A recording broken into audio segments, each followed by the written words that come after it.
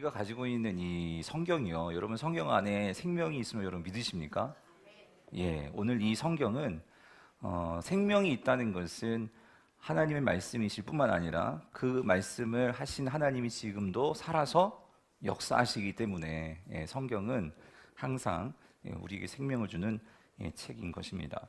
자, 그래서 여러분 오늘 서론을 같이 한번 읽어보겠는데요. 여러분 교재에 있는 제가 한번 읽어보겠습니다. 역사 속에서 책 한 권 때문에 이렇게 많은 사람들이 죽었던 경우는 없었습니다. 그것도 자기를 위해서가 아니라 앞에 이야기에 나오는 존 아저씨처럼 남에게 전해주기 위해서 목숨까지 바치는 경우는 단 한 권 성경밖에 없습니다. 지금도 이 세상에서 존 아저씨와 같은 수많은 사람들이 자신의 삶뿐만 아니라 자기 가족의 삶까지 함께 희생하면서 낯선 사람들에게 성경을 전하고 있습니다. 왜 그럴까요? 이 질문의 답변은 의외로 간단합니다. 그들이 성경의 생명을 받을 수 있는 이유는, 자, 거기 밑줄 그셔야 되는데, 그들이 성경을 통해 뭘 받았다고요? 새로운 생명을 받았기 때문에, 그 생명은 생명을 낳고 그 생명은 항상 그 생명을 더욱더 풍성하게 만들기 때문입니다. 이 책이 바로 놀라운 성경책이죠. 자, 성경이 얼마나 놀라운 책인가라는 질문에 답하기 위한 자료는 얼마든지 있습니다. 그러나 사람들은 성경이 지닌 초자연적인 능력을 과소평가하는데 그것은 성경을 잘 모르는 데서 생기는 소치입니다. 참 이 부분이 세상 사람들은 그래서 치고요. 저는 염려하는 것은 우리 기독교인들조차도 이 성경을 너무 과소평가하고 있는 건 아닌가. 그래서 우리가 이 성경을 갖고는 있지만 읽지 않고 묵상하지 않고 우리가 이 성경을 그냥 덮어놓는 그런, 아니면 장식하는 그런 책으로 우리가 여기고 있지는 않은가, 그런 생각을 해봅니다. 자, 근데 일반적으로 계속 보세요. 성경을 많이 비판하는 사람일수록 성경을 어떻게 해요? 잘 읽지 않습니다예요. 여러분 성경을요 어설프게 읽으면은요 오히려 기독교를 비판하고 하나님을 비판하기 딱 좋습니다. 근데 우리가 성경을 제대로만 읽는다면 우리는 생명이 있는 이 성경책 앞에서 우리는 겸손해질 수밖에 없죠. 그게 지금까지 보였던 성경을 사랑했던 사람들의 모습의 특징입니다. 그래서 여러분, 자, 계속 읽어볼게요. 성경은 하나님께서 인간에게 주신 가장 참되고 유일한 진리입니다.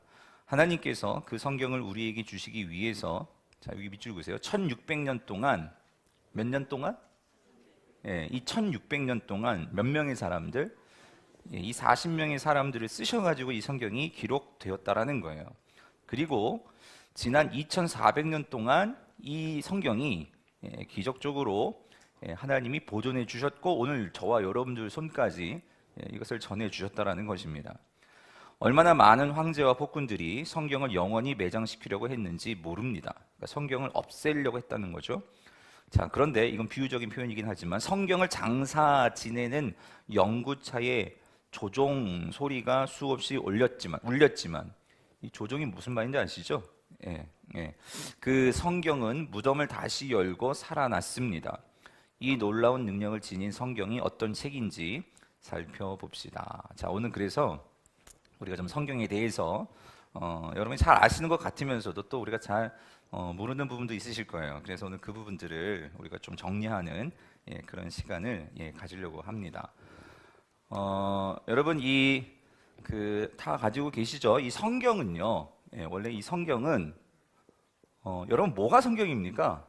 여러분이 생각하는 성경의 정의가 뭐예요? 성경이 뭐예요? 하나님의 감동으로 된 뭐예요? 그 다음이 중요해요. 뭐예요? 말씀이라고 말씀하셨죠?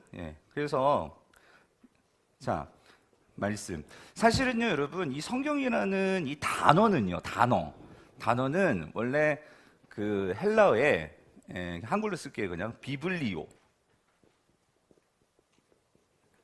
원래 영어 단어는 바이블이죠. 그랬을 때 이 바이블이라는 이 단어가 헬라어의 비블리오라는 단어에서 가지고 온 거거든요. 라틴은 비블리카라고 해요. 비블리카. 그런데 이 비블리오라는 뜻이 뭐냐면은요, 본래는 책이에요. 책. 그래서 한편에서는 이 성경을 성서라고도 번역을 하죠. 성서라고 번역을 할 때는 이 책이라는 그런 개념을 갖고 왔을 때 책이라고 개념을 하지만 우리는 경전으로 여기죠, 기독교에. 그래서 신령한 책, 성스러운 책, 그렇게 우리가 해석할 때는 성경이라고 우리가 그렇게 명칭을 하는데, 어찌됐든 성경은 책입니다. 그렇죠? 예, 책이에요. 그런데 누가 주신 책이에요? 예, 하나님이 주신 책이죠. 하나님이 주셨어요. 근데 하나님이 왜 주셨어요? 뭘 위해서 주신 거예요? 자, 그래서 여러분, 성경은, 자, 우리가 일단 책이라고 할 때는, 책은요, 보통 세상에서도 여러 책들이 있잖아요. 그래서 책이라고 하면 누군가 쓴 사람이 있겠죠. 그러면 그 사람이 그 책을 쓸 때에는 왜 그 책을 쓰죠? 뭔가를 전해주려고 하는 거 아니겠어요? 예, 그게 뭐 정보가 되었든, 그렇죠? 뭐 그게 뭐 이야기가 되었든, 예, 아니면 시 같은 거는 자신의 어떤 감정이 되었든, 예, 뭔가를 말해주고 싶은 거예요. 그렇죠? 자, 그랬을 때 특별히 예, 이 성경은, 즉 성경책은 하나님이 저자신데 하나님께서 결국 뭘까요? 하나님의 마음을 전해주고 싶은 거예요. 이해되세요? 예, 하나님께서 오늘 인간들에게 하나님의 마음을 전해주고자, 하나님의 마음을 알게 하고자 하나님께서 직접적으로 보여주시고 말씀해 주신 그것을 글로 옮긴 것이 성경책이죠. 그것이 바이블, 성경이죠. 그렇죠? 그랬을 때에 요거를 조금 어려운 말로 하나님의 어떤 마음과 하나님이 가지고 계신 생각과 그것을 나타내 보여주는 거, 이거를 계시라고 하죠. 계시. 그렇죠? 예. 계시라는 것은 감추어져 있는데 그것을 드러내서 보여주는 거예요. 자, 그런데 우리가 이 성경은 특별 계시라고 하죠. 특별 계시. 예. 여기 이 특별이라는 걸 붙인 것은 그러니까 보통 계시도 있는 거예요. 보통 계시.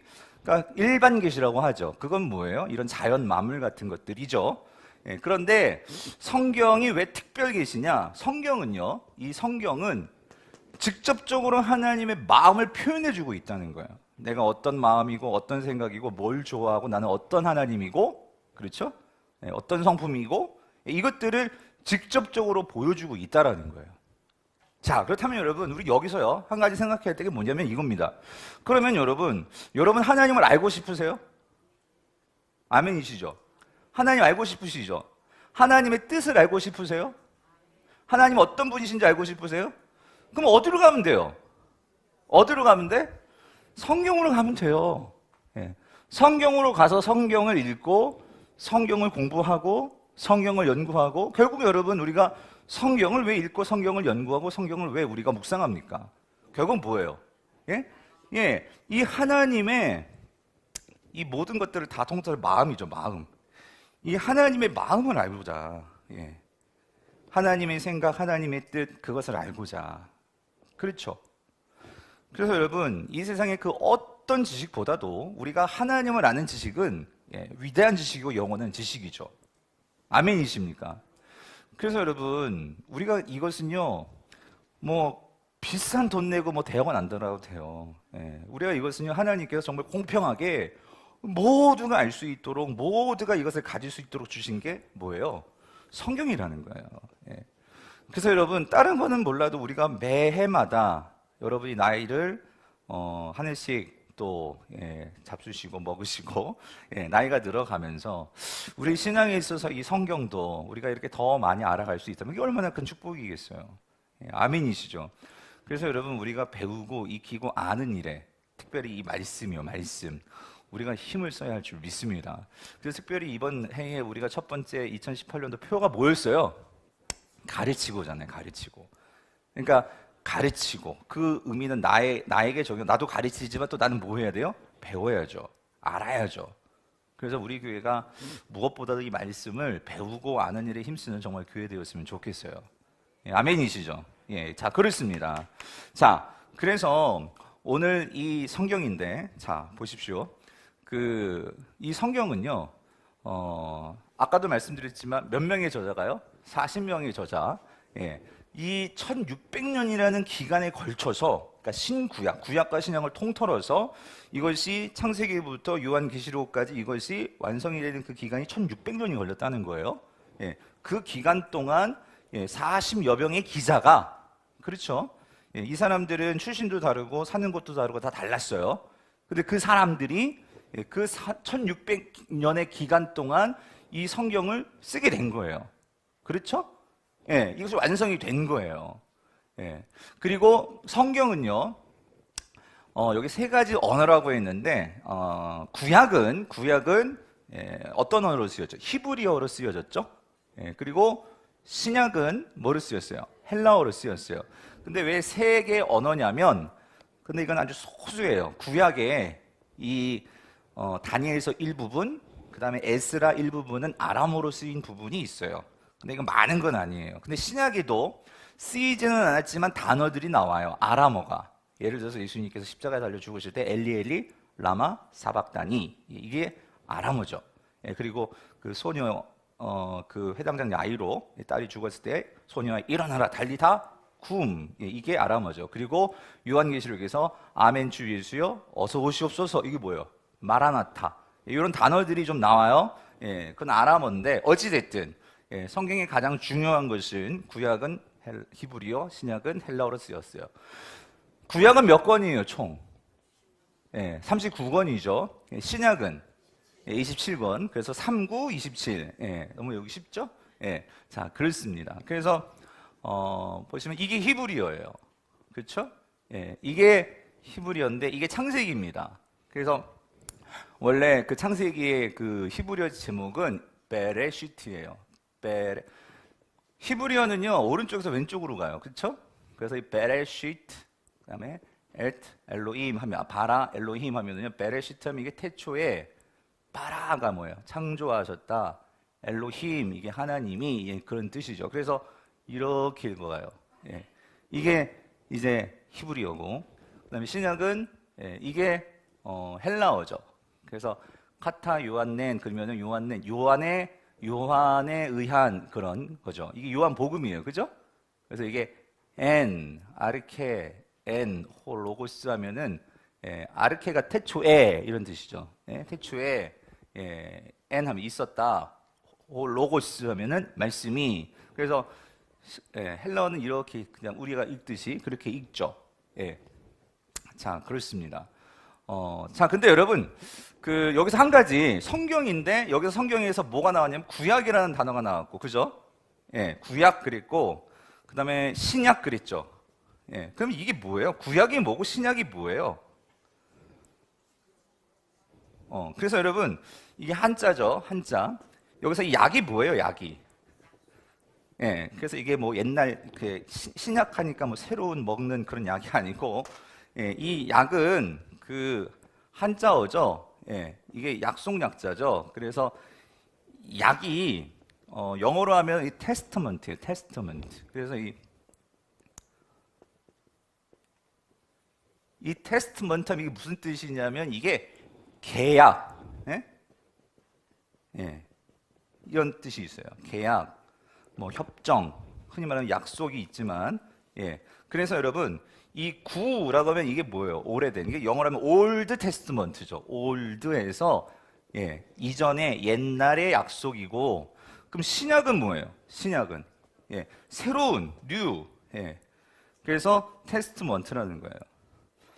그런데 여러분, 그래서 여러분 우리가 이 성경이 우리가 구약과 신약으로 갈려지는 가장 중요한 그 분기점이 있죠. 뭐냐면 누구시죠? 예수 그리스도가 오시고 안 오시고, 그렇죠? 그랬을 때에 사실 이 약이라는 것도 그냥 나온 건 아니고요. 이게 성경의 근거를 가지고 이 구분을 한 거예요. 그래서 여러분 예레미야서를 보면 예레미야 31장 31절 보면은 이렇게 말씀하시죠. 여호와의 말씀이니라 보라 날이 이르르니 내가 이스라엘 집과 유다 집에 뭐해요? 이 새 언약이 신약이라는 거예요. 신약. 그죠? 새로운 뉴 테스트먼트. 새 언약을 뭐예요? 맺으리라. 그럼 지금은 무슨 언약이에요? 지금은 옛날 언약이죠. 구약의 시대라는 거예요. 그래서 이 언약은 새 언약이죠. 내가 그들의 조상들의 손을 잡고 애굽 땅에서 인도하여 내던 날에 맺은 것, 이게 뭐예요? 율법이죠. 예, 시내산에서 맺었던 십계명을 주시고 하나님이 그 십계명을 통해서 맺었던 구약의 율법을 통한 언약, 시내산 언약, 그것과 같지 아니할 것은 뭐가 다른 거예요? 내가 그들의 남편이 되었어도 그들이 내 언약을 어떻게 해요? 깨뜨렸습니다. 뭐냐면 지금 구약의 이스라엘 백성들은 결국 언약에 실패했어요. 그렇죠? 근데 하나님께서 그들을 버리지 아니하시고 하나님께서 새롭게 이스라엘을 회복시키실 건데 새 언약을 통해서, 그렇죠? 그래서 그 새 언약을 통해서 이 하나님의, 다시 말해 여기 이스라엘의 집과 유다 집이라고 했는데 여기 집이라고 했죠. 집을 다시 세우신다는 거예요. 집을. 그렇죠? 그랬을 때에 이 집이 사실 누굽니까? 예수 그리스도. 그래서 이 예수 그리스도를 통해서 새 언약이 세워지고 완성이 되고 앞으로 이 일이 이루어질 거다. 그래서 구약은 뭐예요? 이 오실 메시아, 그렇죠? 예수 그리스도에 대한 그 오심을 미리 예고해주고 말해주는 것이 구약이라면, 신약은 뭐예요? 그 예수 그리스도가 메시아로 오셨고, 그렇죠? 그리고 앞으로 그분이 다시 오실 것을 우리에게 말해주는 것이 신약이죠. 그래서 성경은 이렇게 구약과 신약으로 나누어진다는 거예요. 자, 근데 여러분 여기서 한 가지 여러분이 다시 한번 우리가 생각해 봐야 될 게 있어요. 그건 뭐냐면 오늘 이 성경이요, 이게 참 놀라운 거예요. 여기 다시 한번 보시면은요, 여러분 이 성경이 보세요. 구약과 신약이 이 1600년이라는 이 기간에 걸쳐 가지고 쓰였단 말이에요. 그렇죠? 그런데 여러분 세상의 그 어떤 책도요 1600년이라는 이 기간을 두고 쓰여진 책은 없습니다. 무슨 말인지 이해되세요? 이 오랜 기간에 걸쳐서 이 책이 이렇게 완성된 책은 없다라는 거예요. 그런데 이게 왜 놀랍냐면 이렇습니다. 그 1600년이라는 이 오랜 시간 동안 이게 쓰였는데, 놀라운 것은 그 오랜 기간 동안, 그것도 몇 명의 저자?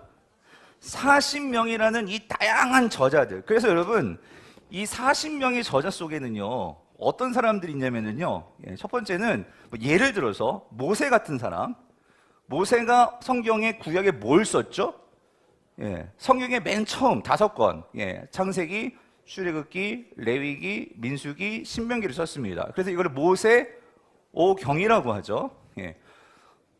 오경이라고 하고 결국 이것은요 장의, 이 책이니까 문학적인 형식이 있단 말이에요. 장르로 구분한다면 이 오경은 율법서입니다. 율법서인데 성경의 구약의 뼈대라고 할 수 있는 것이 바로 이 율법서거든요. 이 모세 오경이거든요. 그래서 이 모세 오경의 뼈대는 시편도 우리가 좀 이따 시가서 보겠지만 시가서의 뼈대이기도 하고요. 그리고 이것은 신약에 있어서도 중요한 뼈대를, 마태복음 같은 경우에는 이런 오경의 형식을 많이 갖고 와요. 그만큼 이 모세 오경은 성경에서 중요한 부분이기도 하고, 그만큼 모세는 이 성경에 있어서 참 탁월한 저자이죠. 그런데 여러분 우리가 아시다시피 모세는요 본래 어디서 컸어요? 애굽, 이집트에서 어렸을 때부터 그러니까 뭐가 될 사람이었어요? 왕이 될 사람이었어요. 그래서 어렸을 때부터 왕자 교육을 받았던, 그래서 이 모세는 그 당시 이집트에, 예를 들어서 여러분 이게 법이잖아요. 율법서. 그렇죠? 모세는 이집트에서 법학을 공부한 사람이었어요. 그 나라에. 그리고 또 정치를 공부한 사람이죠. 뿐만 아니라 이 당시의 과학이라는 것은 천문학이거든요. 점성술 같은 이런 천문, 점성술, 하여튼 이런 모든 학문들을 배운 사람이었어요. 그래서 그가 쓴 창세기를 보면 이 창세기는 천지창조 우주를 말하죠. 뿐만 아니라 그리고 이 율법서에서는 분명히 어떤 법률 조항에 대한 부분들이 나오죠. 그러니까 이런 모든 것들이 모세는 그런 탁월한 지식을 갖고 있고, 하나님께서 그렇게 큰 하나님의 계획 속에서 보면 그가 이집트에서 유대인임에도 불구하고 결국은 그 바로의 딸을 만나게 되었고, 그리고 그가 이런 교육을 받고 나중에 하나님의 이스라엘을 위한 그 인도자로서 하나님께서 이렇게 뭐 하신 거예요? 이 착착착착 맞게 뭐 하신 거죠? 섭리에 가시고 인도에 가신 거죠. 믿으십니까? 그러면서 하나님은 또 이 성경을 위해서 이렇게 모세를 훈련시키시고 이 모세를 쓰셔서 좀 이따가 우리가 영감서를 배우겠지만 하나님께서 이 모세의 그가 가지고 있는 이러한 지식들, 경험들, 이 모든 것들을 사용하셔가지고 하나님께서 이 성경을 쓰시게 하셨다는 거죠. 근데 뿐만 아니라 여러분 이렇습니다. 성경에 보면 이러한 모세 같은 사람도 있지만 여러분 이 아모스 같은 사람은요, 아모스 이 사람은요 목자입니다. 목동입니다. 예. 한번 농부였어요, 농부. 예. 그러니까 뭐냐면 뭐 특별하게 이런 교육을 받아본 적이 없는 사람이에요. 신약도 그래요. 신약에서도 여러분 바울 같은 사람은 대단한 율법 학자였죠. 그래서 바울은 모세의 버금가는 그런 인물이라면, 그런데 베드로를 한번 보세요. 베드로는 뭐예요? 이 어부예요, 어부. 그러니까 요즘 말로 말하면 대학 공부 받아본 적이 없는 사람이에요.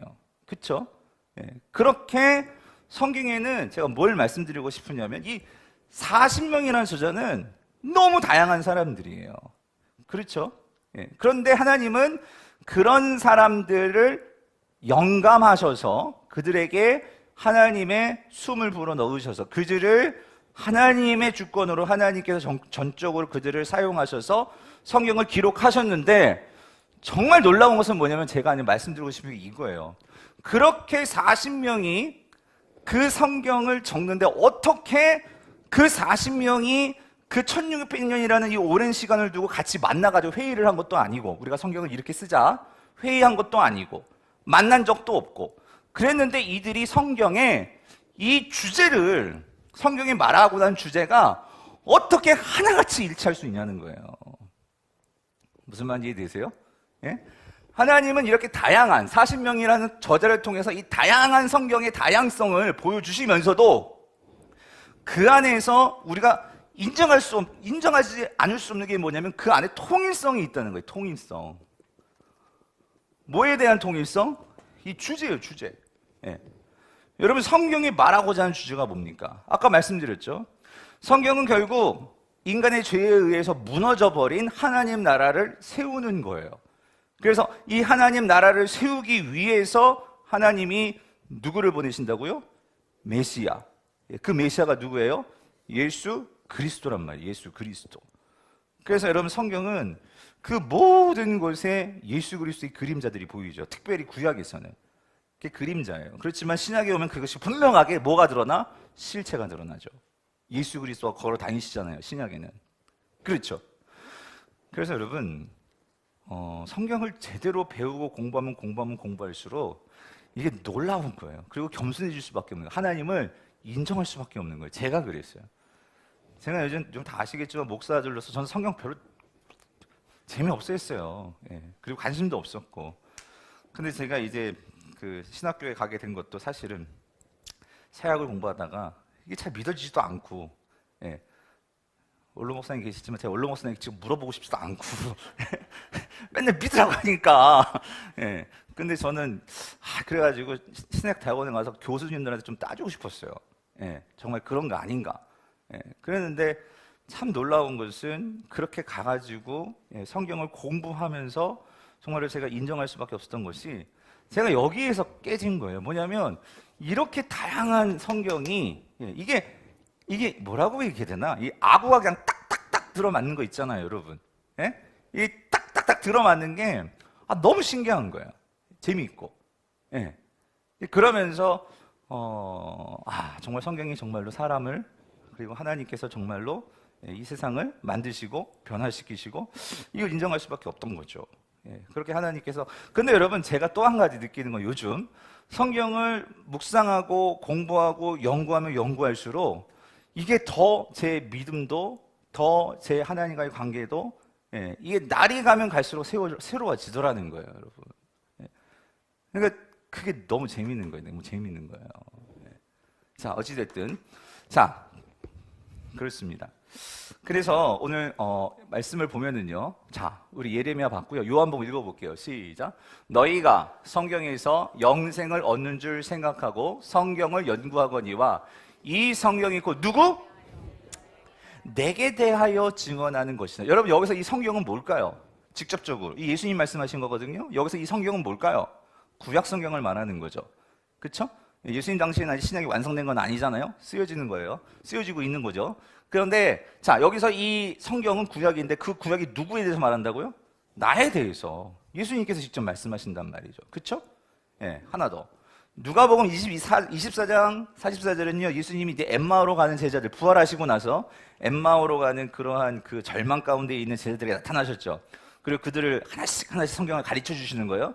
그래서 이런 말씀을 하시는 거예요. 같이 읽어보죠. 시작. 또 이르시되 내가 너희와 함께 있을 때에 너희에게 말한 바 곧 모세의 율법과 선지자의 글과 시편에 나를 가리켜 기록된 모든 것이 이루어져야 하리라 한 말이 이것이라 하시고. 이게 무슨 말이에요? 여러분 여기서 모세의 율법과 이게 뭐 말하는 거예요? 모세? 오경. 예. 그리고 여기 자 선지자의 글과 이게 뭐예요? 선지서들. 그렇죠? 그리고 여기 시편의 나를 가리켜 이건 뭘 말하는 거예요? 결국 시가서 전체를 말하는 거예요. 한마디로 이게 뭐예요? 구약이죠. 구약. 그러니까 예수님이 말씀하신 구약 전체가 누구에 대해서 말하는 거예요? 나에 대해서, 예수 그리스도에 대해서. 즉 모든 구약이 그 주제가 누구야? 주제가 누구예요? 예수 그리스도요. 네. 그러니까 이 성경이 뭘 갖는다는 거예요? 통일성을 갖는다는 거죠. 예. 그렇죠? 예, 그렇습니다. 뿐만 아니라 여러분, 그 성경은요, 아까도 나왔지만, 이 성경이 2400년 동안, 여러분, 2400년 동안 보존되었다고 그랬잖아요. 지속되었다고 했잖아요. 그죠? 예. 그게 무슨 말이냐면, 여러분, 이 의미 속에는 이게 있어요.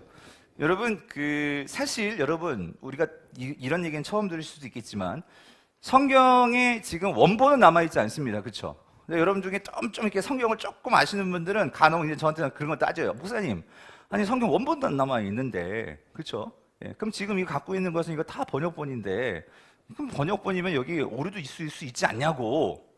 근데 그분들이 이제 하나 알고 둘은 모르시는 거예요. 뭘 모르시냐면, 그러면 여러분 이 성경이 지금 이렇게 원본은 없어요.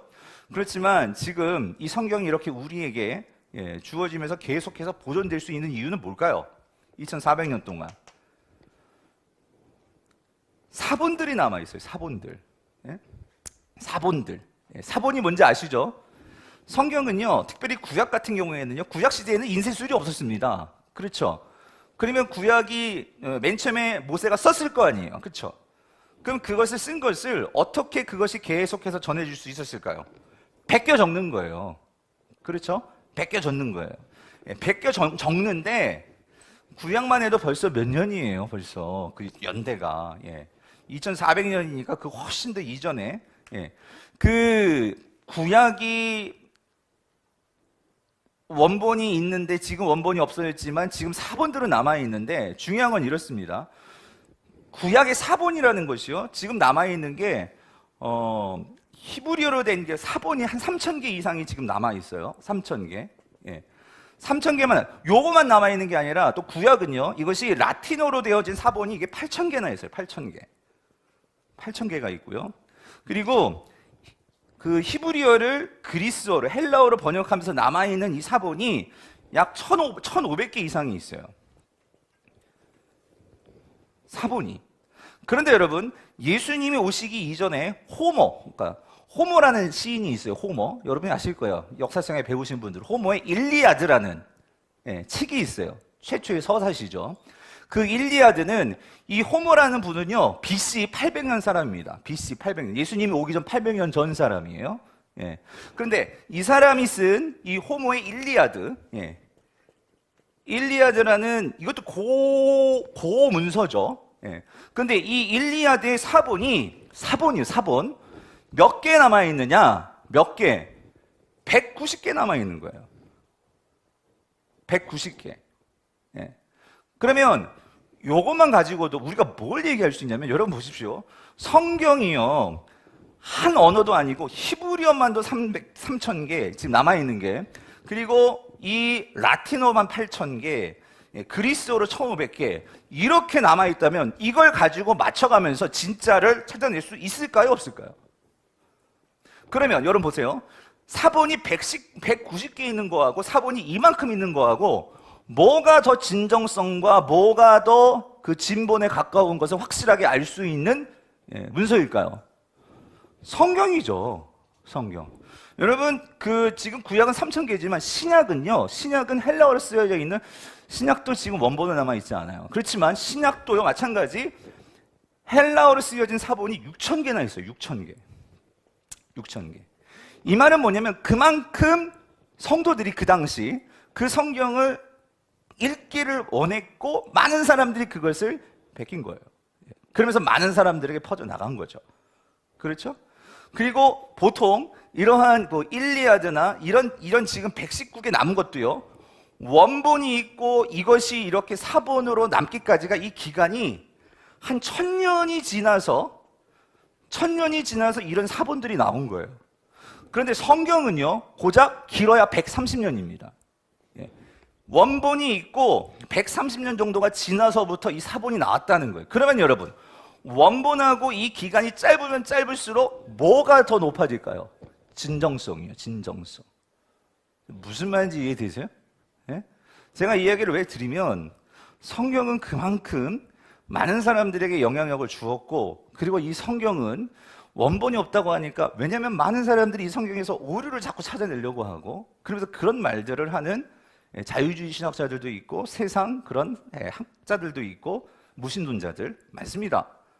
그런데 여러분, 이러한 객관적인 증거를 내지 않더라도 중요한 것은 많은 성도들이 이 성경을 사랑했고 이 성경을 통해서 그들의 인생이 변화됐을 뿐만 아니라, 그리고 이 성경을 지켜내기 위해서 이런 애쓴 많은 신앙의 사람들이 있었기에 오늘 우리는 이 성경을 가지고 있다는 거예요. 아멘? 이런 것들이 그냥 되어진 것이 아니고, 이게 이 하나님의 말씀, 여러분 말씀드렸죠? 이것이 하나님의 말씀인데, 지금 이 말씀을 하시고 계시는 그 하나님이 우리에게는 어떤 하나님이에요? 죽은 하나님이에요? 살아계신 하나님이에요? 살아계신 하나님이라면 이 성경이 그냥 버려지고 묻혀지고 그렇게 불타 없어지게 하나님이 놔두시겠습니까? 아니라는 거죠. 믿으십니까? 그런 성경인 것을 여러분 꼭 여러분이 확신하시고 믿으시기를 간절히 바랍니다. 자, 넘어가서요. 우리 1번 문제를 같이 한번 볼게요. 1번 문제. 이런 배경을 가지고, 자, 우리가 다시 한번 정리하겠습니다. 성경의 저자는 누구입니까? 이 질문인데요. 여러분, 이 질문은 아까도 말씀드렸지만, 여기서 이제 여러 가지 또 학설들이 나올 수 있기 때문에 이게 우리 정리할 필요가 있어요. 뭐냐면, 자, 여러분, 성경의 저자는 누구입니까? 누구세요? 뭐 이렇게 대답이 이렇게 시원찮죠? 그래서 여러분 보십시오. 여러분, 성경을 쓴 건 누가 썼어요? 사람이 썼습니다. 그쵸? 그래서 여러분, 일단은 이 성경의 저자라고 할 때에 이 성경을 이제 글로 적은 사람이 있고요. 그 저자가 있고요. 그건 사람이죠. 그리고 이 성경을 그러니까 요즘 우리 인간은 말이에요. 표현을 기획하시고 그것을 계획하시고 그것을 아이디어를 가지고 주관하신 원저자가 있단 말이에요. 그죠? 원저자. 이 원저자가 누구예요? 이게 하나님이시죠. 하나님. 그렇죠? 그래서 뭐라고 말하냐면 이렇게 말했어요. 성경은 이렇게 얘기하죠. 거기 디모데후서 3장 16절 같이 읽어보죠. 시작. 모든 성경은 하나님의 감동으로 된 것으로 이렇게 되어 있어요. 여기 한번 볼게요. 자, 여기서 이 모든 성경은 이라고 할 때, 그러니까 이 모든 성경은 지금 바울이 가지고 있는 그 모든 성경을 말하는 거예요. 그렇죠? 우리가 가지고 있는 모든 성경을 말하는 거죠. 조금 더 구체적으로 얘기하면 물론 구약 성경이지만, 그러나 이 당시에도 바울이 이 서신서를 쓰고 있었고, 자, 어찌됐든 그 성경은, 중요한 표현은 이거예요. 하나님의 뭐? 이 하나님의 감동이라는 거예요. 하나님의 감동. 옛날 성경은 이거 하나님의 영감이라고 했는데, 그렇죠? 여러분, 이 영감, 이 감동이 뭐냐는 거예요. 이 감동이. 그러니까 하나님이 누구를 감동시키신 거예요? 사람이죠. 이 저자를. 그렇죠? 예, 이 저자를. 그랬을 때에 이 감동이라고 할 때 혹은 영감이라고 할 때에 영어 표현은요, 이 NIV 성경에는 이렇게 번역을 했어요. All scripture is God. 이 표현 때문에 제가 적은 건데, 이 breathed 하면은요, 이 breath가 원래 숨이거든, 숨. 근데 breathed 하면은요, 숨을 불어 넣은 거예요. 예. 마치 하나님께서 아담을 창조하실 때에 숨을 후 하고 불어 넣으셨죠. 그랬을 때 그게 생명이 되고 살아났잖아요. 예. 그것처럼 하나님께서 이 성경을 쓸 때에 그냥 사람이 그냥 쓴 게 아니라는 거죠. 하나님께서 이 사람에게 뭐예요? 숨을 불어 넣으신 거예요. 그렇죠? 예. 이거를 breath도 있고요. inspired라는 뜻도 있어요. inspired. 이건 무슨 말이냐면 이는요, 안으로 스파이어가 이 스피릿 그렇게 볼 수도 있어요. 하나님의 영을 불어 넣은 거예요. 예, 안으로, 우리 안으로. 예. 그래서 여기서 이제 두 가지, 이건 좀 교리적인 건데 여러분들이 이건 좀 알아두시면 도움이 될까 싶어서 말씀을 드려요. 성경에 영감설이라는 게 있어요. 영감설. 영감설인데 두 가지 영감설이 있습니다. 우리가 지금 우리가 그래도 이해할 수 있게 크게 두 가지로 정리한다면 첫 번째는요, 기계적 영감설이 있어요. 기계적 영감설. 이게 조금 말이 딱딱할 수 있지만 한번 들어놔 봐보세요. 기계적 영감설이 있고요. 두 번째는요, 유기적 영감설이 있어요. 유기적 영감설. 근데 자 보세요. 그리고 세 번째는 이거는 제가 말씀드리지 않으려고 했는데 동역적 영감설이 있는데 동역적 영감설. 이게 무슨 차이냐면 이런 거예요. 기계적 영감설은요, 자, 하나님께서 이 사람을 쓰시는데, 우리 집사님을 쓰셔가지고 이제 성경을 쓰는데, 예를 들어서 만약 사도라면, 뭐냐면은요, 기계적으로, 뭐냐면은요, 그냥 우리 집사님은요, 하나님 불러주신 대로 그냥 그래서 적는 거예요. 무슨 말인지, 난 로봇이야, 로봇. 기계와 마찬가지야. 기계처럼 나는요, 그냥 하나님께서 그대로 쓰라고 한 대로 이렇게 받아 적기만 받아 적은 거예요. 무슨 말인지 이해되세요? 이게 기계적 영감설이에요. 그리고 동역적 영감설은 뭐냐면요, 이거는 뭐냐면요, 하나님이 이 저자를 성경 안에 감동해서 적은 부분도 있고, 그냥 자기가 쓰고 싶은 대로 적은 것도 있고. 무슨 말인지 이해되세요? 동역, 함께. 그런 함께예요. 동역적. 그러니까 하나님이 말씀하신 부분은 오류가 없겠죠. 그러나 내가 하나님과 상관없이 쓴 부분은 오류도 있을 수 있어, 없어? 있겠지. 이런 이해는 이제 자유주의적 신학에서 이렇게 이해를 하는 경우가 많고요. 근데 유기적 영감설은 뭐냐면, 유기라는 것은요, 이게 밀접하게 연관이 있는 거예요.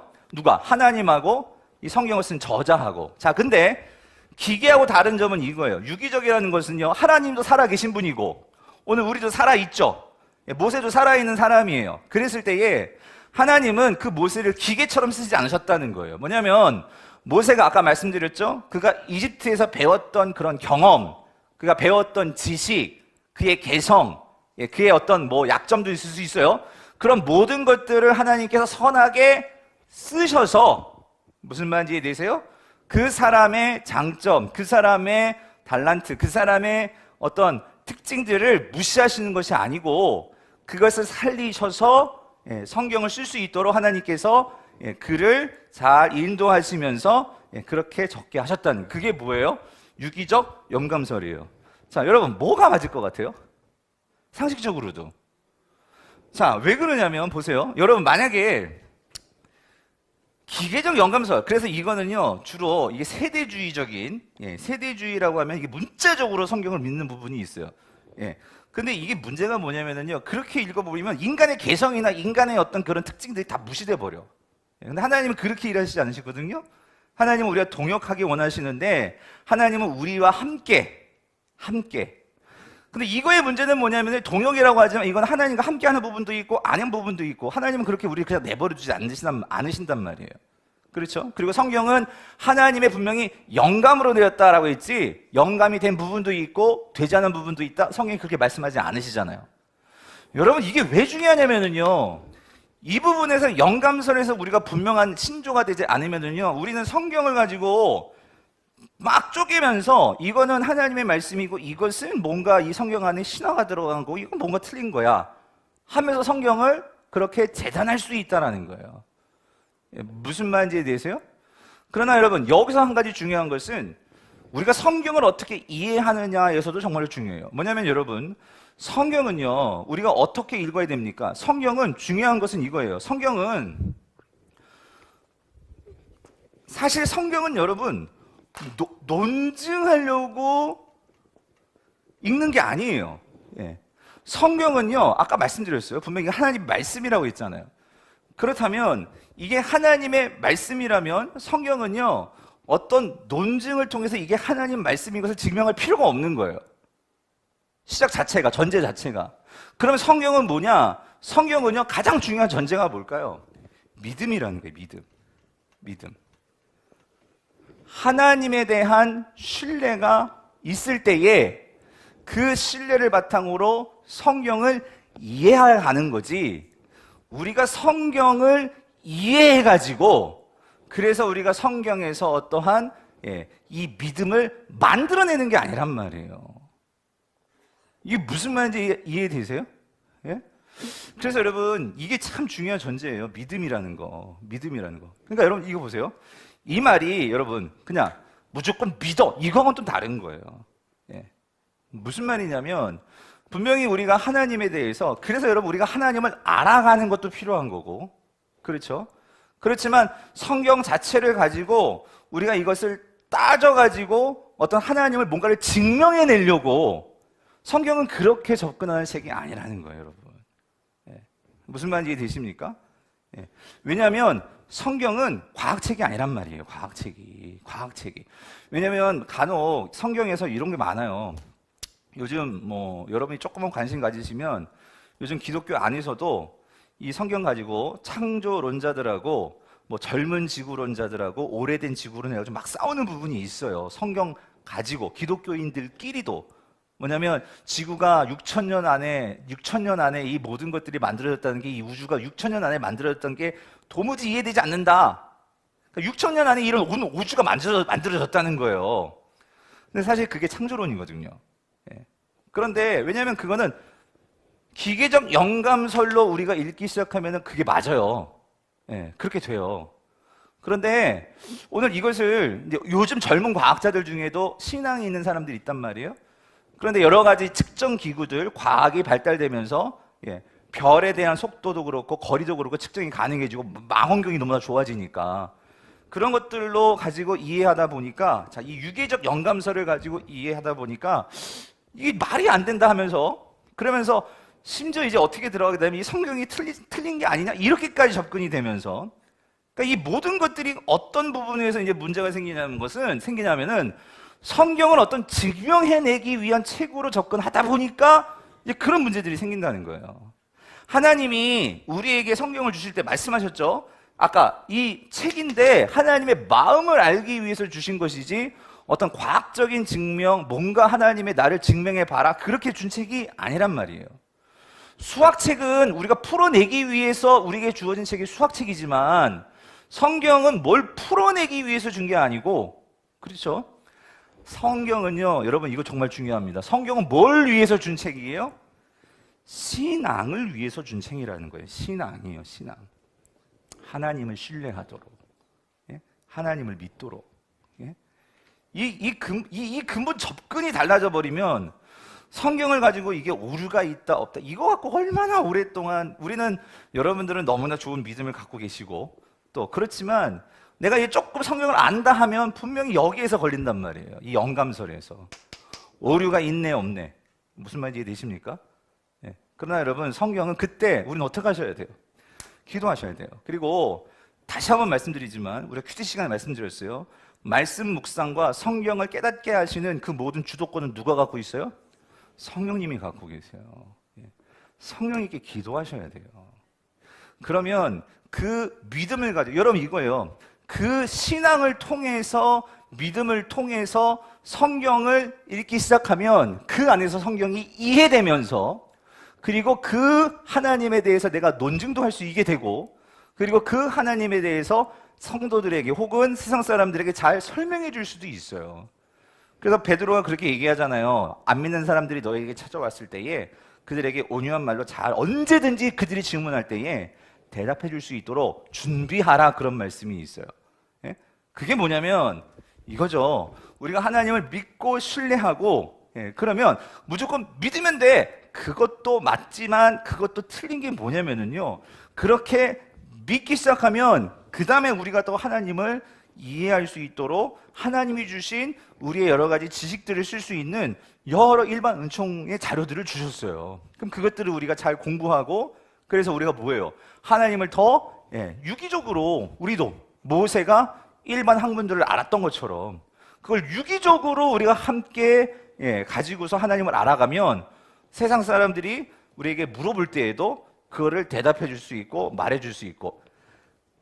그래서 젊은이들은 공부해야 돼. 예? 그래서 우리는 열심히 공부해야 되는 거예요. 목사들도 계속 공부해야 되는 거고, 여러분들도. 그래서 제가 이제 우리가 이렇게 추천 도서들 이렇게 주잖아요, 여러분. 주보에 나가잖아요, 매달. 여러분, 그건 성경은 아닙니다. 하지만 뭐예요?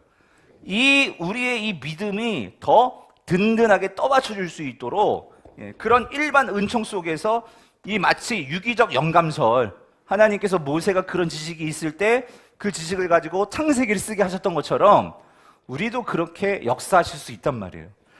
그래서 알으셔야 돼. 공부하셔야 돼, 여러분, 제발. 책도 읽으시고. 목사님, 내 나이에 뭘 공부해. 그러면 이렇게 오셔서 들으시기라도 하라고, 들으시기라도. 근데 왜냐면 여러분, 믿음은 뭐에서 나요? 그게 잘 알잖아요, 여러분. 그러니까 제발 저 너무 오래 한다고 그렇게 꾸중하지 마시고 이렇게라도 들으셔야 돼. 그리고 그래서 여러분들 정말이에요. 신앙은 믿음이잖아요. 그래서 성경은 분명히 믿음은 들음에서 난다고 했잖아요. 그래서 여러분 주일 예배도 들으셔야 되고, 그래서 여러분 예전에 우리가 교회에 자꾸 온다는 게 뭐냐면은 그러면서 믿음이 정말 커지는 거죠. 왜냐하면 말씀을 들으니까. 그렇잖아요?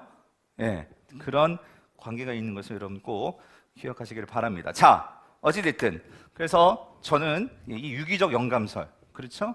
그래서 하나님은 이 유기적 영감설을 통해서 성경의 다양성도 있지만, 그렇지만 그 성경이 하나님의 영감 속에서 통일성도 있다는 거 맞죠? 그렇습니다. 자, 그렇다면 하나님의 이러한 영감으로 되었다면 우리가 성경을 읽을 때도 그래서 뭐의 도움이 필요하다고요? 성령님의 도움이 필요하다고. 그래서 그렇게 말씀하시죠. 같이 읽어보죠. 시작. 먼저 알 것은 성경의 모든 예언은 사사로이 풀 것이 아니니. 자, 여러분 여기서 중요한 건 이거예요. 성경의 모든 예언이라고 했죠. 그러니까 성경은 곧 예언입니다. 그렇죠? 그럼 여기서 예언이라는 게 뭐예요? 예언. 여러분 이 예언이란 말도 잘 이해하셔야 돼요. 예언. 이 예언이라는 게, 여러분 뭐가 예언이에요?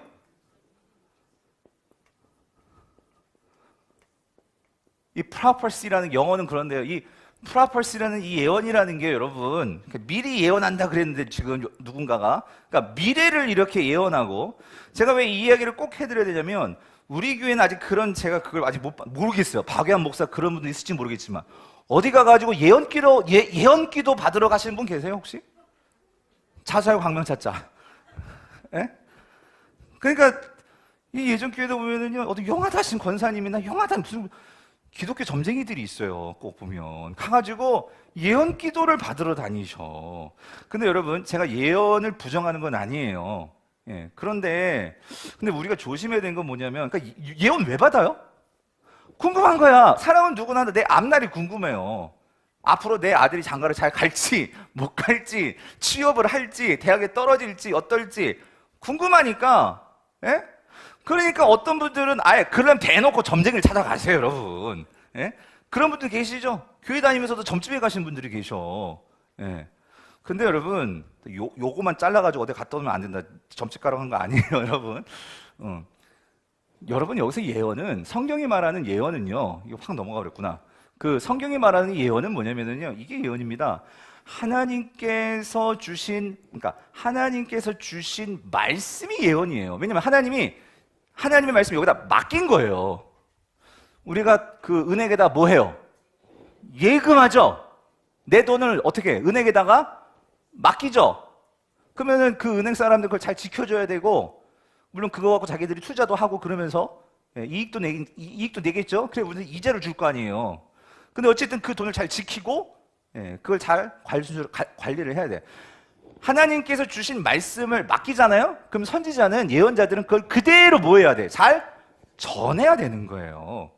맞죠? 여러분, 이게 예언이에요. 그런데 그 예언 속에는 물론 뭐가 있어요? 현재 일도 있고 과거 일도 있고 앞으로에 대한 일도 있죠. 근데 예언이 다 무조건 다 미래에 대한 얘기는 아니라는 거예요. 근데 우리는 성경에서 예언하면 다 뭐야? 미래의 일.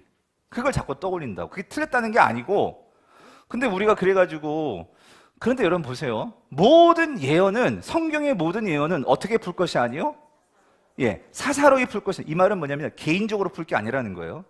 성경을 내 마음대로 해석해서도 안 되고, 내가 개인적으로 이걸 갖고 어떻게 내 이익을 위해서 그래도 안 되고, 그렇죠? 근데 간혹 보면 이 예언기도 올바르게 하시는 분들도 있어요. 그런데 성경대로 한다면 예언은 반드시 분별이 필요해요. 분별. 뭐냐면 한 사람만 말 믿고 하면 안 돼. 성령 안에서 그 예언이 맞는지 안 맞는지 우리가 같이 분별을 할 작업이 필요해요. 근데 예언기로 받으러 가면 누구만 예언해? 자기만 예언해. 그럼 이게 맞는지 안 맞는지 어떻게 알아? 그래서 그런 면에서 이 예언은 사실 이 공동체 안에서 되어져야 할 필요가 있어요. 분별을 해야 되니까. 그래서 고린도전서 같은 경우에는 그 고린도 교회가 얼마나 예언이 많았던 교회예요. 한 사람이 예언할 때는 한 사람만 예언하지 말고 두세 사람이 예언하라고 그랬어요. 그래서 서로 분별하라고 그랬어요. 그러니까 여러분, 우리 교회는 그거고, 예언 기도 받으러 가려면 저 데리고 가세요. 저는 예언 못 해드리지만 전 예언의 은사가 없어서. 그러나 여러분, 예언의 은사 속에는요, 미래에 대한 거, 여러분이 말하는 그 미래에 대한 게 전 없다는 거예요. 하지만 하나님이 담임 목사에게 주신 설교에 대한 전 은사는 있어요. 담임 목사이기 때문에 담임 목사에게 항상 주시는 하나님의 은혜가 있단 말이에요. 왜? 여러분 때문에. 여러분의 영적인 상태나 그런 부분을 하나님께 제게 감동을 주셔서 이런 말씀을 전해라, 이런 것들은 있단 말이에요. 하지만 우리 집사님이 미래에 어떻게 될지 이건 모르겠어요. 근데 그런 은사가 있다고 하시는 분 있으면 저도 좀 가르쳐 주세요. 같이 가서 기도 받읍시다. 맞는지 틀린지 분별하면서. 자, 그런데 여러분, 여기서 중요한 거, 그렇기 때문에 우리가 이 성경을 풀 때에 어떻게 풀어야 된대요? 성경은 어떻게 해야 돼요? 오직 성령의 감동하심을 받은 사람들이 함께 받아 말한 것이기 때문에 오늘 우리도 다시 이거를 풀어낼 때도, 적은 것도 성령을 통해서, 그럼 이걸 풀어낼 때도 어떻게 해요? 성령의 감동이 와죠. 성령의 그건 조명이라고 하죠. 조명을 통해서 그걸 풀어내야 된다는 거. 이해하시죠? 그거 꼭 기억하십시오. 그렇게 하셔야 돼요. 그리고 여기서 나와야 되나? 그리고 여러분, 이건 기회가 나왔으니까. 그리고 여러분, 성경을 우리가 공부하셔야 돼요. 그렇죠? 아셔야 돼요. 그런데 저는 여러분이 정말 성경 공부 많이 하셨으면 좋겠어요. 그런데 제가 한 가지, 요즘 때가 악해서 바깥에서 이상한 데 가가지고 잘못 공부하다 보면 분명히 문제가 생겨요. 무슨 말인지 이해되세요? 그런데 여러분들도, 제가 여러분들 꼭 우리 교회에서만 공부해야 돼요, 제가 그렇게 말하고 싶지는 않아요. 저보다 더 은사가 있고 더 잘 가르치신 분이 있으면 여러분이 가서 잘 배우고 와서 우리 교회에서 또 좋은 영향력들을 주셨으면 좋겠어요. 그런데 제가 이거 말씀드리는 거예요. 그렇게 가시기 전에는 꼭 교육자와 상담을 하세요. 무슨 말인지 이해되세요? 그래서 저희 교회는 가능하면 여러분들 중에 더 성경을 막 알고 싶고 그런 마음이 있으신 분들이 계시잖아요. 그래서 가능하면 저희 교회에서 그런 니드를 충족해 드리고자 요한계시록도 가르쳐 드리는 거고, 앞으로 다니엘서도 가르쳐 드릴 거예요. 다니엘서도 그렇고. 근데 이단들이 갖고 장난치는 게 다니엘서, 에스겔서, 이러한 요한계시록 이런 것들이거든요. 근데 이런 부분들을 교회에서도 가르쳐 드릴 거고, 또 이제 영적 성장만 하잖아요. 그럼 교육자들이, 저도 그렇고 같이 그런 부분의 성경을 같이 가르쳐 드릴 것이고, 또 여러분들이 알고 싶으면은요, 요청을 하세요. 그래서 그런 것들을 우리 교회에서 같이 누릴 수 있도록. 하지만 저희 교육자나 제가 뭐 부족해서 다른 데 좋은 데 있어서 배워오겠습니다, 말씀해 주고 가세요. 하지만 여러분들 가실 때는 그런 부분에서 이게 여러분 좋은 건지 아닌지 모르실 때에는 물어보시고 하시라는 거예요.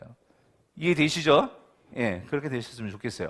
자, 그렇게 성경을 해석해야 되고, 자, 2번 문제 보세요. 2번 문제. 2번 문제 보시면, 그러면 신구약 성경의 주제는 무엇이며 이 두 성경의 차이점은 무엇입니까? 아까 말씀을 드렸는데, 자, 우리 히브리서 1장 1절 2절 같이 읽어볼게요. 시작.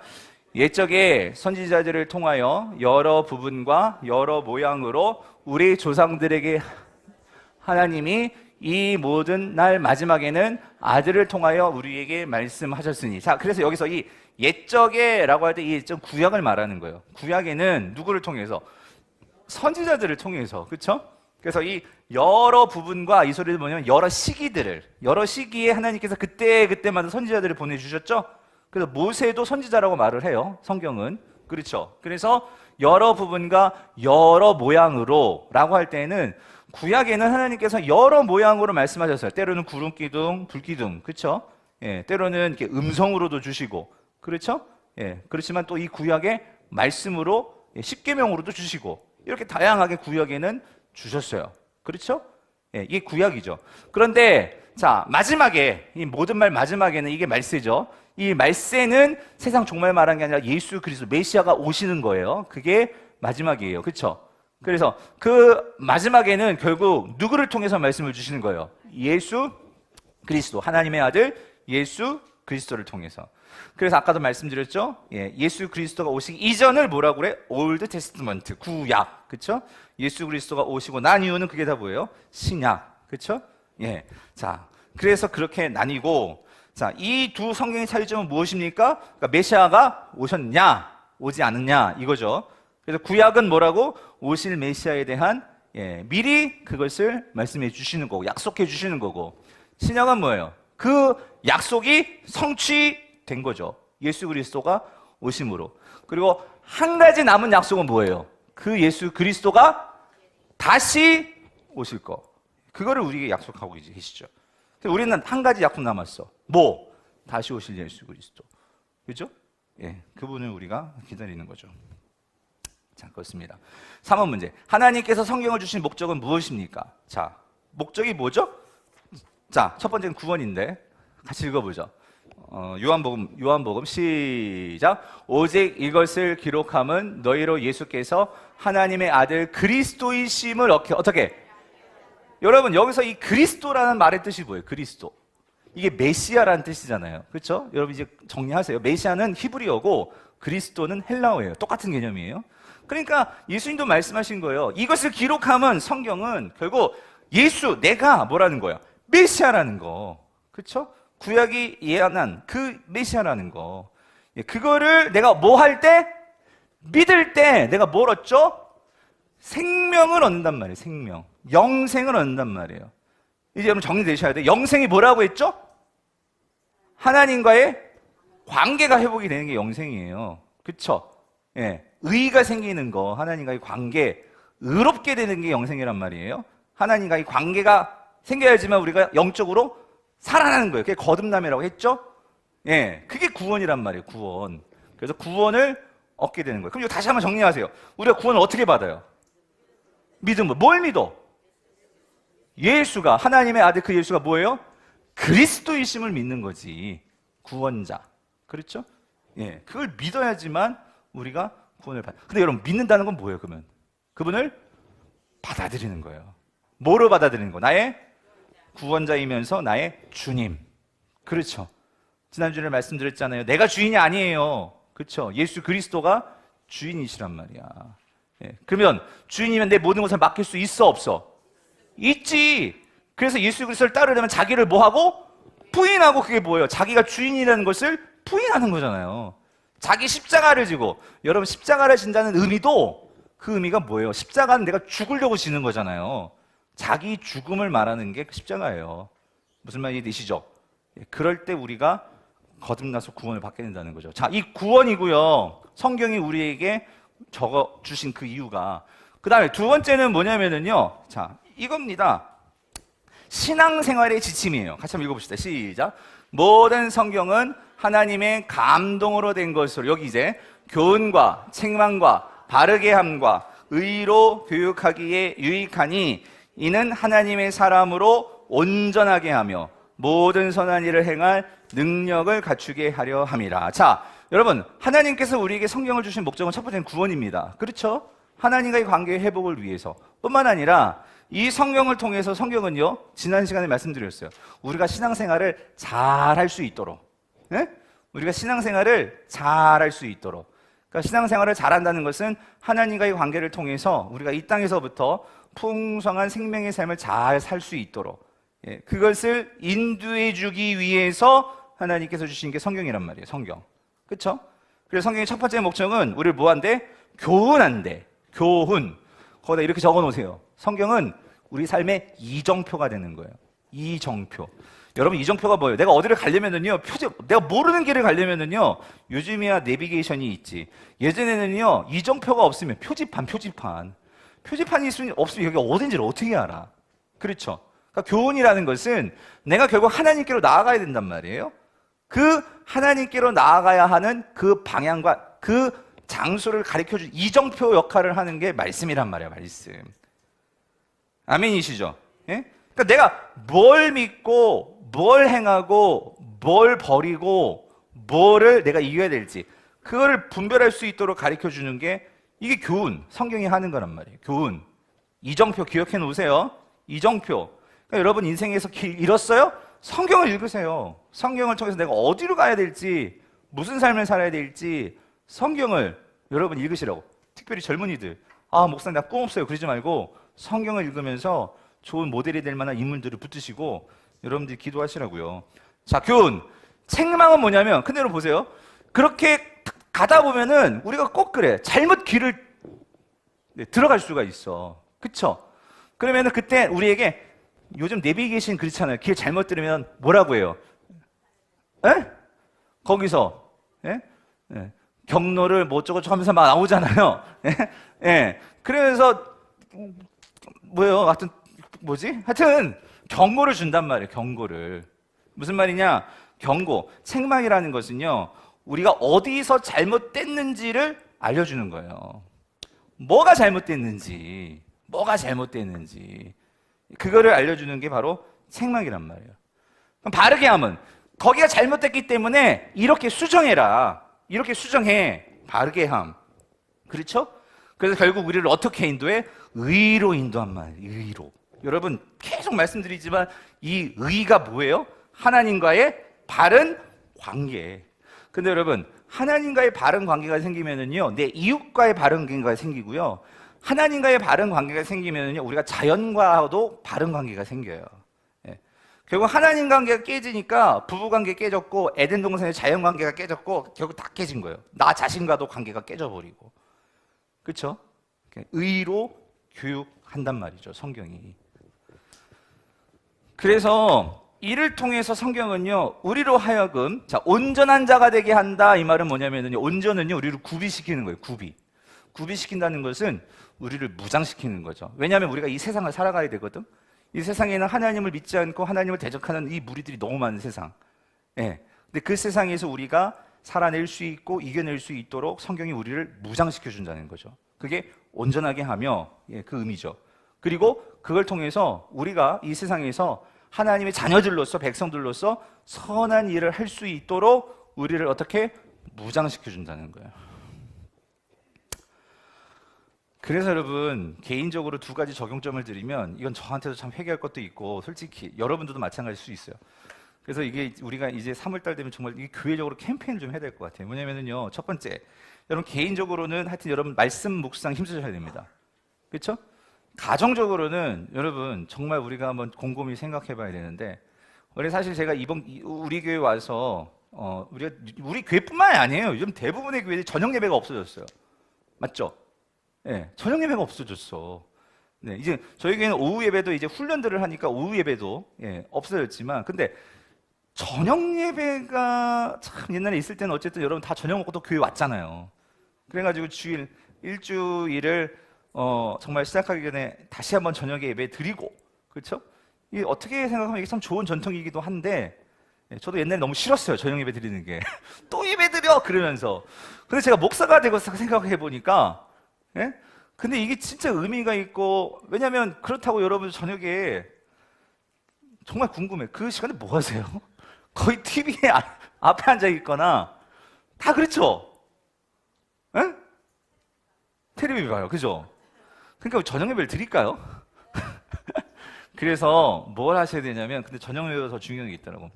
가정 예배를 회복해야 돼. 가정 예배를. 사실은 그게 본 게 사랑의 교회 때도 저녁 예배가 없었거든요. 근데 왜 없었냐면 그 시간을 가정에게로 돌린 거예요. 가정. 그래서 온 가족이 이렇게 앉아가지고, 저도 이제 청소년 딸을 두니까 이거 정말, 그리고 또 우리 한결을 놓고도 이게 정말 문제가 심각해지고 있어요. 점점 애들이. 그래서 이게 둘러 앉아서, 예? 정말 그러니까 여러분, 목사님, 난 설교를 내가 어떻게, 가정예배 어떻게 돼? 걱정하지 마시고 성경을 돌아가면서 읽으면 돼. 그냥. 예? 예. 읽으시면 돼. 그러다가 너 성경 읽고 어떤 말씀 좋아하니까 물으시면 돼. 인도하시는 사람들은. 그래서 요거를 제가 이제 3월 이제 하여튼 캠페인 한번 하려고 해요. 예.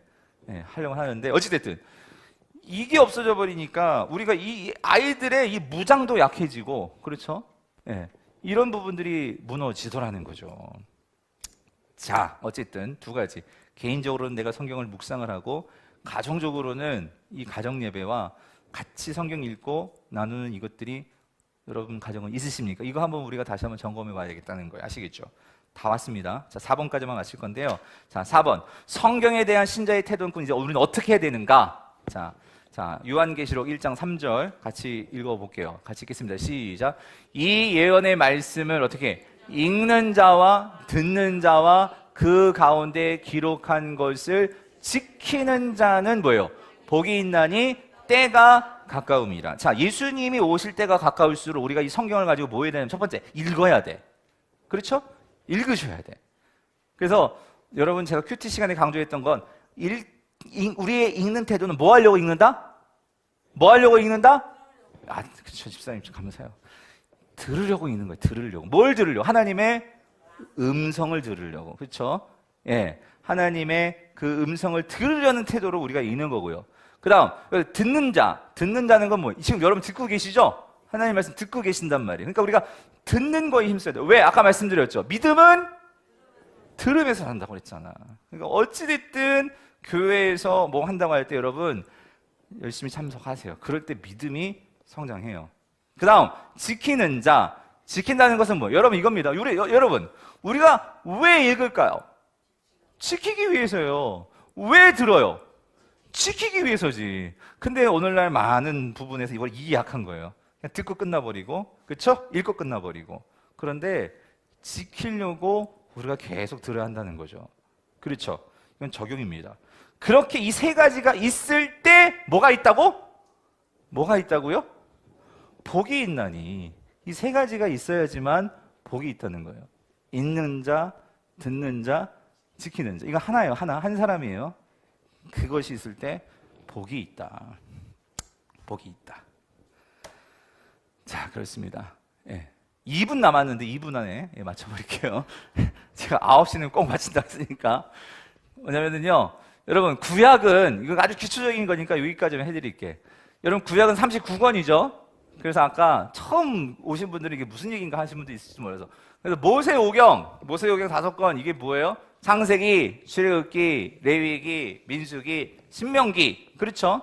그 다음에 이스라엘의 그러한 그 가나안을 어떻게 정복했고 왕이 나오고 이 모든 것들, 그게 이제 나오는 게 역사서 12권. 그렇죠?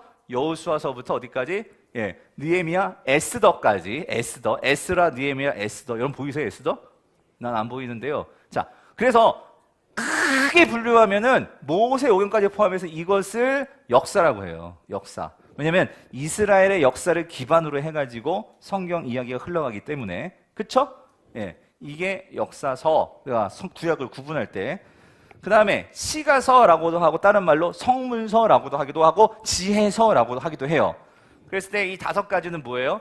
욥기, 시편, 잠언, 전도서, 아가. 그렇죠? 근데 얘네들을 역사서에 넣지 않는 이유는, 자, 이거는요 그야말로 개인적인 스토리예요. 개인의 이야기라고. 개인의 이야기. 예? 이거는 우리의 이야기예요. 우리의 이야기. 이스라엘 민족, 우리의 이야기. 근데 여기는 그야말로 나 개인.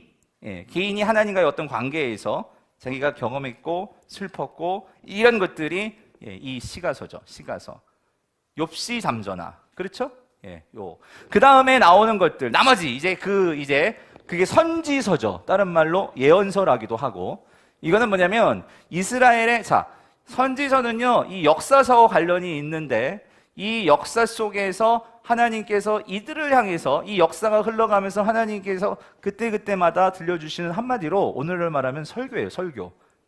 똑바로 살아라. 그렇게 하면 안 돼. 회개해야 돼. 선지자들을 통해서 하나님께서 그때마다 주시는 말씀이죠. 이거를 이렇게 모아놨어. 이 선지서 부분을. 근데 앞에 나온 대선지서는 좀 분량이 많죠? 그게 이사야, 예레미야가 에스겔, 다니엘. 그쵸? 그다음에 소선지서는 이게 분량이 작어. 그쵸? 그래서 호세아부터 말라기까지 12선지서. 요게 구약. 그렇죠? 그렇죠? 그렇고 신약은 크게 이것도 사복음서, 그다음에 서신서, 예언서로 구분할 수 있다. 근데 거기 한 가지 신약의 역사서는 딱 하나. 역사서로 구분한다면 그 역사서는 뭐예요? 사도행전. 그렇죠? 그리고 사복음서에서 요건 용어니까 오늘 정리해 놓으세요. 우리가 흔히 공관복음 하면 뭐가 공관복음이에요? 공관복음 하면 뭐가 공관복음이에요? 마태, 마가, 누가까지. 그죠? 요 세 개. 이거는 같은 관점에서 예수님을 바라보면서 쓰는 거예요. 그죠? 근데 다 복음서인데 요한도 복음서잖아요. 근데 요한복음은 공관복음이라고 하지 않아요. 왜? 너무 달라. 공관복음하고 요한복음은요, 보는 관점이 너무 달라. 그래서 요한복음은 공관복음에 들어가지 않고 우리가 사복음서라고 말할 때만 요한복음이 들어가는 거죠. 그렇죠? 그리고 복음자가 붙으면 그러니까 예수님 이야기하는 게 복음이에요. 복음. 그렇죠? 복음서입니다. 자, 사도행전은 아시다시피 이제 예수님 부활하시고 승천하신 이후에 사도들이 예수님의 사역을 전수받아서 그들이 예수님처럼 사역하며 교회가 세워지는 그 과정, 그걸 보여주는 거고, 서신서는 요거만 정리놓고 갑시다. 로마서부터 여기 빌레몬서까지, 그렇죠? 로마서부터 빌레몬서는 누가 썼어? 바울. 그래서 요거를 바울 서신이라고 하고, 그죠? 그리고 여기 히브리서부터 요한 3서까지 이거를 공동서신이라고 하죠. 공동서신. 이거는 바울만 쓴 게 아니라 여러 사도들이 썼어요. 그렇죠? 그리고 이것들은 서로 이렇게 돌아보면서 돌아봤어요. 돌아 읽었다고요. 돌려가면서. 자, 그렇습니다. 그리고 마지막. 물론 형식은 서신서, 편지지만 그 내용이 이 서신서하고 너무 달라. 좀 형식이. 그래서 이거를 예언서라고 하지만 더 정확하게는 묵시입니다. 묵시. 근데 자, 예언서 그게 뭐예요? 요한 계시록이죠. 마지막 그 하나님 나라의 완성된 모습과 그 마지막 때 예수님이 정말 재림할 때 있을 일들에 대해서 우리에게 말해주는 게 요한 계시록이죠. 그렇죠? 그래서 성경은 신약은 이렇게 27권으로 구성이 되어 있다. 이건 뭐 가장 기초적인 내용이라서 오늘 여기까지 그렇게 정리를 해보았습니다. 자, 여러분, 하여튼 우리 교회가 성경을 잘 배우고 익히고 공부하고 그리고 적용하고 말씀으로 승리하시는 저와 여러분 될 수 있기를 여러분 간절히 바랍니다.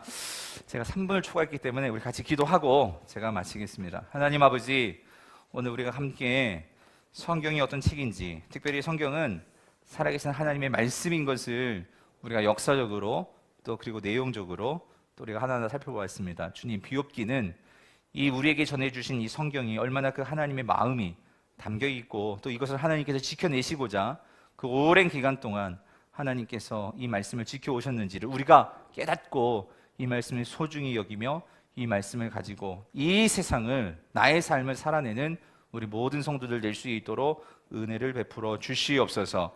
주님께서 함께하여 주실 것을 믿사옵고 거룩하신 예수님의 이름으로 간절히 기도드립니다. 아멘. 우리